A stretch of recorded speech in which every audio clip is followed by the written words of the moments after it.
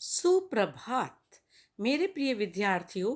मैं किरण महन आज आपको विराम चिन्ह का भाग 2 समझाने जा रही हूँ।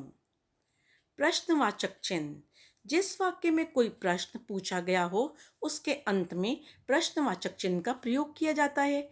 उदाहरण के लिए, रविंद्र को कौन पढ़ाएगा? यह दीवार कैसे टूट गई? तो मेरे बोलने के ढंग से ही आपको प्रश्न के बारे में पता चल रहा होगा। विस्मयादिबोधक चिन्ह। बात करते समय हम कभी कभी हर्ष, शोक, आश्चर्य, घृणा, प्रशंसा आदि भाव प्रकट करते हैं। ऐसे भावों को प्रकट करने के लिए विस्मयादिबोधक चिन्ह का प्रयोग किया जाता है। जैसे छी, कितनी गंदी है। वाह, कितना स्वादिष्ट पराठा है। योजक चिन्ह। योजक चिन्ह का प्रयोग शब्दों के जोड़ों के बीच शब्दों को दोहराने की स्थिति में तथा सा से सी के साथ किया जाता है। जैसे अमीर गरीब, यह एक शब्द युग्म है। सुख दुख, यह भी एक शब्द युग्म है। गुलाबी सी, लिखते लिखते आदि। कोष्ठक यानी ब्रैकेट। वाक्य या शब्द को स्पष्ट करने के लिए कभी कभी कोष्ठक के भीतर उसका अर्थ लिख दिया जाता है। जैसे वाक्य के 3 भेद होते हैं। यहाँ पर भेद को स्पष्ट करने के लिए हमने कोष्ठक में प्रकार लिख दिया है। उदाहरण चिन्ह 2 प्रकार के होते हैं। इकहरा उदाहरण चिन्ह, दोहरा उदाहरण चिन्ह। इकहरा उदाहरण चिन्ह, यह चिन्ह विशेष शब्द, पुस्तक, नाम, वस्तु, व्यक्ति के लिए लगाया जाता है।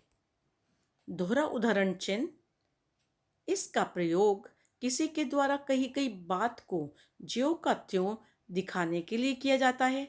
जैसे अध्यापिका ने बच्चों से कहा, सदा बड़ों का आदर करो। महात्मा गांधी जी ने कहा, सत्य ही ईश्वर है। तो इसमें हमने कही हुई बात को दोहरे उदाहरण चिन्ह से प्रकट किया है। इसके अलावा संक्षेप सूचक चिन्ह यानी लाघव। लाघव का अर्थ होता है छोटा। किसी बड़े शब्द को छोटा करके लिखने के लिए उसके आगे शून्य लगा दिया जाता है। पढ़ने वाला उसे पूरा ही पढ़ता है। जैसे पंडित, डॉक्टर, मध्य प्रदेश, ईस्वी पूर्व, उत्तर प्रदेश इत्यादि। त्रुटिपूरक या हंसपद।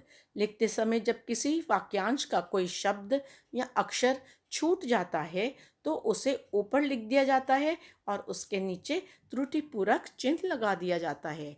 चलो, जो भी हुआ ही हुआ। तो यहाँ पर एक गलती हो गई हमसे, अच्छा लिखना छूट गया। हमने अच्छा को ऊपर लिख दिया और नीचे त्रुटिपूरक चिन्ह लगा दिया। समय रहते सुधर तो ही अच्छा हुआ। समय रहते सुधर जाओ तो ही अच्छा हुआ। विवरण चिन्ह, इसका प्रयोग विवरण देने के लिए किया जाता है। जैसे हिंदी में प्रयुक्त ध्वनियाँ निम्नलिखित हैं और हमने विवरण चिन्ह लगा दिया। निम्नलिखित पुस्तकें VPP से भिजवाएं।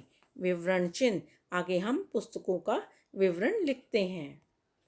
निर्देशक चिन्ह, किसी वाक्य, वाक्यांश या पद की ओर ध्यान दिलाने के लिए, विशेष अर्थ सूचित करने के लिए इस चिन्ह का प्रयोग किया जाता है।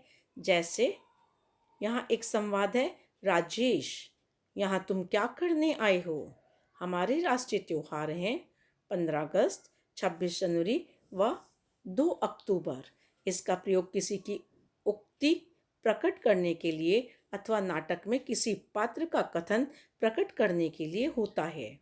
धन्यवाद। आशा है बच्चों आपको विराम चिन्ह का यह